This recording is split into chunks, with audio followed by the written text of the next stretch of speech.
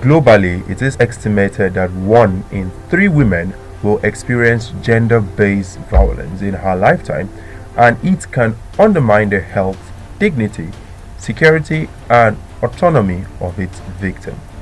If you're just tuning in, this is Lifeline on Union 100.7 FM. It is a program that brings to you health information, and this program is brought to you by Breakthrough Action Nigeria. On this episode of the program, we will be talking on gender-based violence, looking at its form and everything you need to know about GBV. With me in the studio are Sama Apan, Jennifer Odo, and I am your host, Ambrose Isaac. Before we dive into what gender-based violence is, I'd like us to take a definition on some of the terms we would be using. First of all, let's see what gender means. according to the World Health Organization, gender, it refers to the characteristics of women, men, girls, and boys that are socially constructed. These include norms, behaviors, and roles associated with being a woman, man, girl, or boy, as well as the relationship with each other. Thank you very much for that definition. And let's look at the term violence. According to English Dictionary, violence is a physical action which causes destruction, harm, pain, or suffering. It is the use of physical force so as to injure, abuse, damage, or destroy. Now that we've come to understand what gender means and what violence is, we see that gender is actually the characteristics of either a male, a man, a woman, a boy, or a girl. While violence, on the other hand, refers to the use of force to either injure, damage, harm, or destroy. Now, looking at the term gender-based violence, what does that mean? There's actually no single definition for the term gender-based violence, or as we would call it from now on, GBV. Yeah. But global reports indicates that most violence is towards women and that the perpetrators are men. While women form a bulk of the statistics, men and boys have also suffered GBV in different contexts.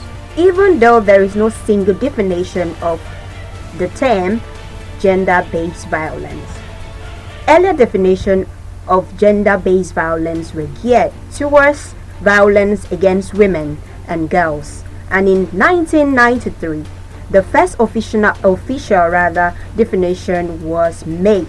Delegates at the United Nations General Assembly defined gender-based violence as the acts that inflict physical, mental, sexual harm or suffering, threats of such acts, coercion, and other deprivations of liberty. Gender-based violence is a global problem of epidemic proportions. It will affect 1 in every 3 women in her lifetime. Violence against women and girls happens everywhere, regardless of race, social situation, or economic earnings. So gender-based violence can also be referred to traditional attitudes by which women are regarded as subordinates to men.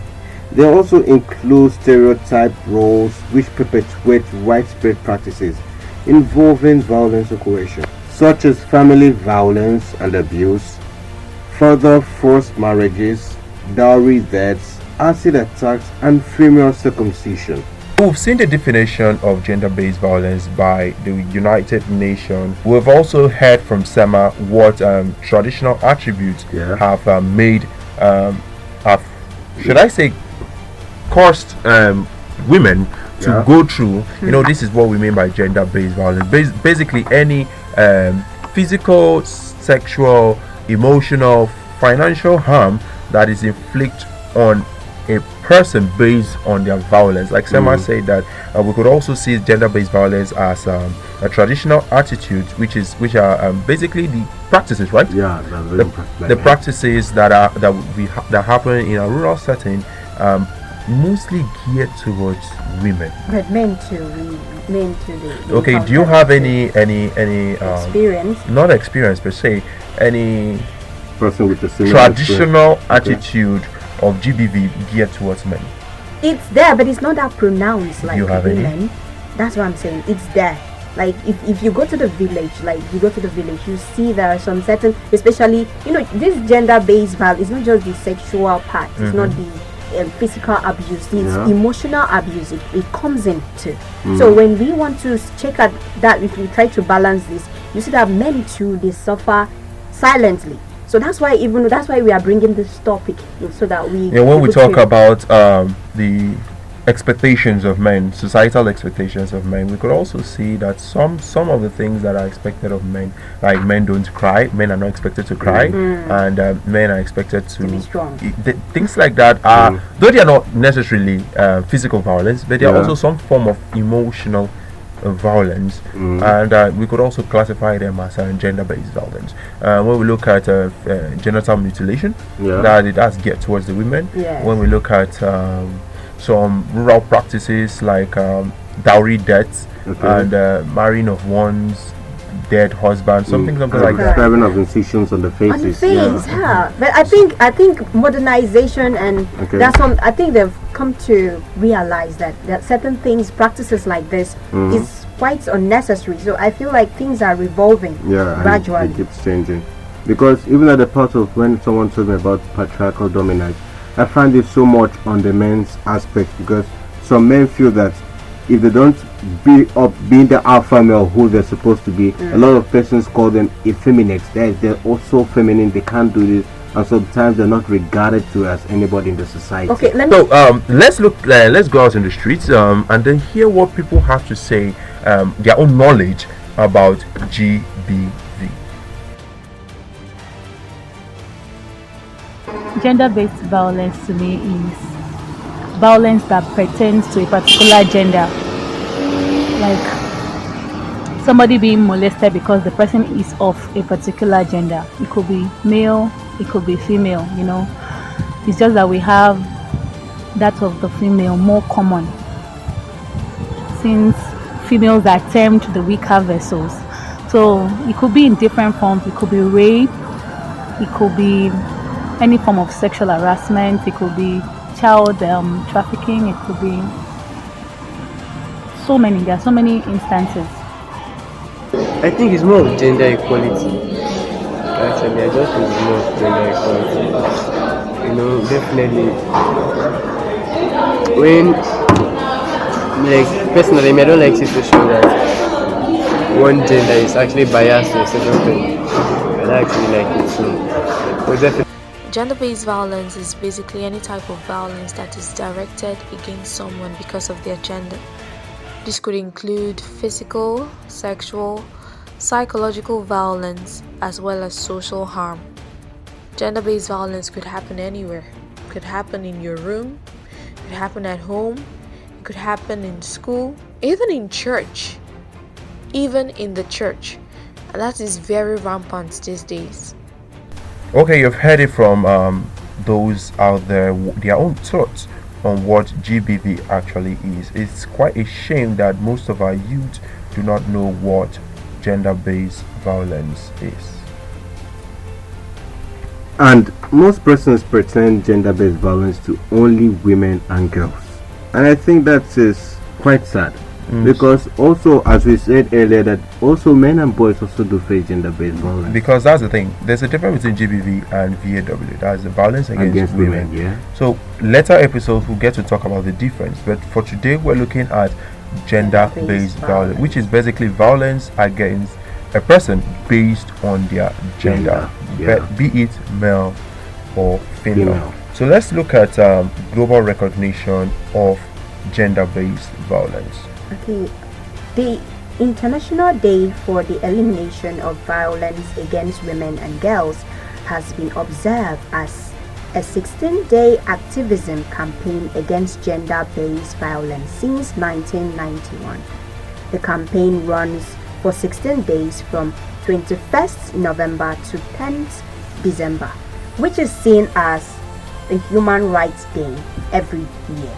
And it was initiated by the First Women's Global Leadership Institute in 1991 to end violence against women. In 2000, the International Day for the Elimination of VAW was officially adopted by the General Assembly of the United Nations and set to mark on the 25th of November every year. And the campaign is annually coordinated by the Center for Women's Global Leadership.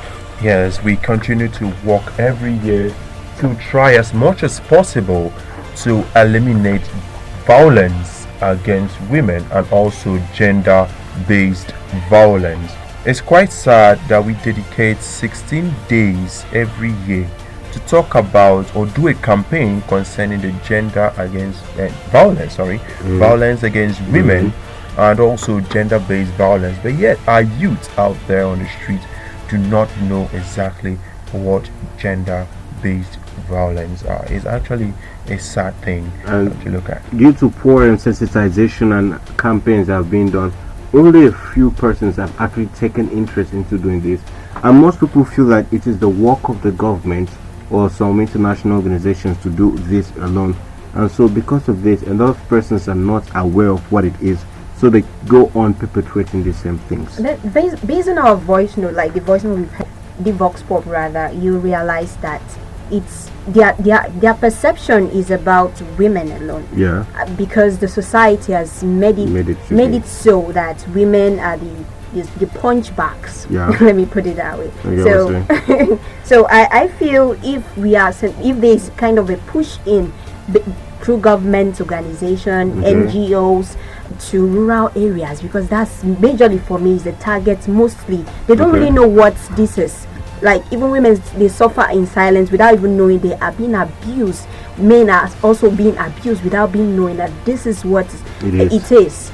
So I feel that's what I feel. Okay, this program will help serve as a means of sensitization to the public to come to understand what the gender-based violence actually is. It is violence against a person based on their gender. Note, there are different types of GBV. There are different types of them, of which we'll look at it after we're back shortly from our break. But before we go on that break, I just want you to know that when we talk about gender-based violence, we're not referring only to physical abuse. And as such, anyone could be a victim of verbal abuse. Like we have in the classrooms where people are abused because of probably their physical appearance or mental capacity, and you might not be abused, you might be talked down on, or these are acts of gender-based violence. You hear comments like, you are a man, you are a boy, you're not supposed to do this, she's like a girl, things like that. These are actually tailored. Okay, let's go on a short break. When we are back, we look at the types of gender-based violence and what you need to know about gender-based violence.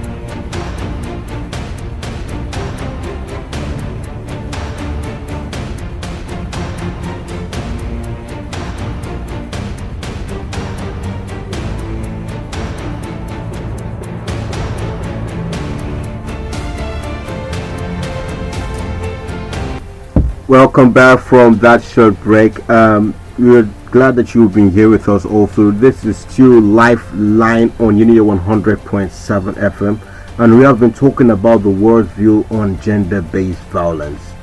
And before we go any further, I'd love us to listen to a lady from Kenya, Catherine Holden, a psychosexual therapist, what she has to say about types of GBV. There are different types of GBV. So let me start with the first one. So there's sexual, emotional, or psychological violence. We also have child marriage, female genital mutilation or FGM, honor killings, trafficking for sex or slavery, intimate partner violence, which has a history of a name change, but that's what it's called today, and also physical punishment. Thank you very much for that wonderful input, Catherine. We know that gender-based violence not includes, but are not limited to the things, the forms she mentioned. Based on our definition, our earlier said definition, and also the definition provided by the United Nations, we see that this includes abusive international marriages, domestic violence, elder abuse, forced marriages, HIV and intimate partner violence, homicide, LGBTQ plus intimate partner violence, sexual violence and trafficking, and lots more. Basically any form of coercion, physical force, harm, injury, damage that is tailored to a specific gender or a person based on their gender. This is termed as this is termed as a gender-based violence. And like Catherine rightfully mentioned, that they include not just physical attacks, but also emotional, verbal, and also financial violence to these specific persons based on their gender.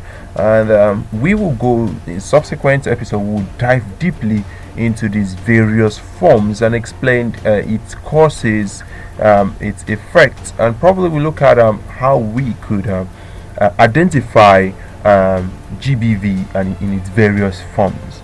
But for now, let's take a look at what you as an individual should know about gender-based violence. There are couples of things that you should bear in mind about gender-based violence, and we have taken the liberty to use this medium to enlighten you on them. First, gender-based violence is any act that results in physical, sexual, and psychological harm or suffering, including threats of such acts, coercion, and arbitrary deprivation of liberty, whether occurring in public or private life, perpetrated against a person based on socially ascribed differences between male and female. And violence is a common method used to dominate management of power relations, and it's really affecting in every part of the society, be you a man, a woman, a girl, or whoever you are. So people use this as a means to have a little hold or liberty or advantage over another person, which is not right. Speaking of violence being the common method used to dominate victims, statistics have it that men are the main perpetrators of these violent acts, and this is not to put off the fact that sometimes we do find reports of women who are perpetrators also. So the perpetrators of GBV are mostly men, according to statistics, but that doesn't exclude the fact that women too do this. The female population is most affected, with 56% women and 36% girls reported cases in Gender Violence Recovery Center.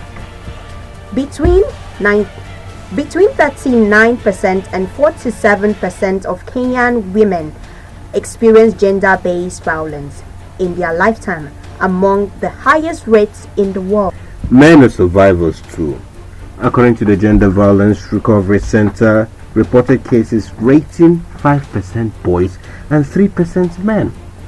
1 in 5 Kenyan males have experienced an episode of sexual violence before attaining the age of 18. Though one might say the ratings of men are quite low Yeah. to that of female. I mean, we're looking at a 5% boys to a 5% boys to a 36% girls, and 3% men to a 53% women reported cases of gender-based violence.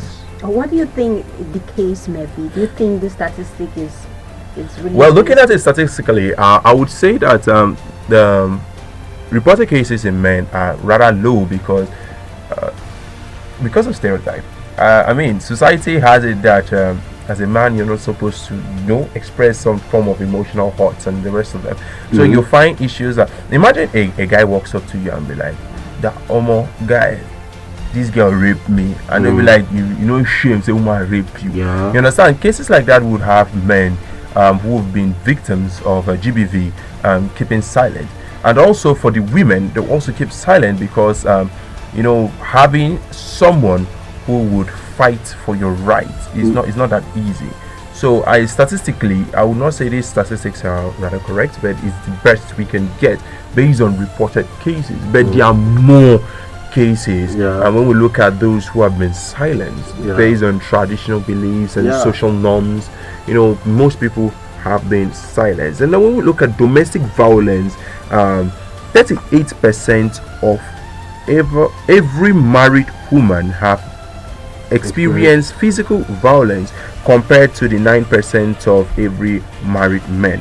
And we have about 14% of every married woman have experienced sexual violence, compared to the 4% of married men. And we have 41% of every married woman have experienced physical or sexual violence, while 11% of every married man have ever experienced either form of violence from their partner.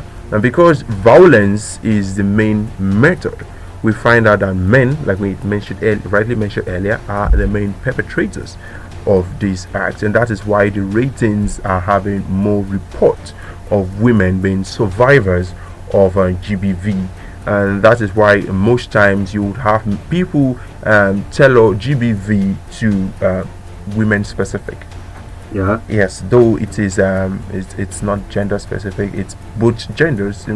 Abuse is tailored towards a person based on their gender or tailored to a specific gender, but most people tailor it directly to the women because of the high rating of reports having women and being more victims than men. But that does not undermine the fact that men are also victims of GBV. But according to the statistics, we can now say that violence has been the main thing that's been fully reported.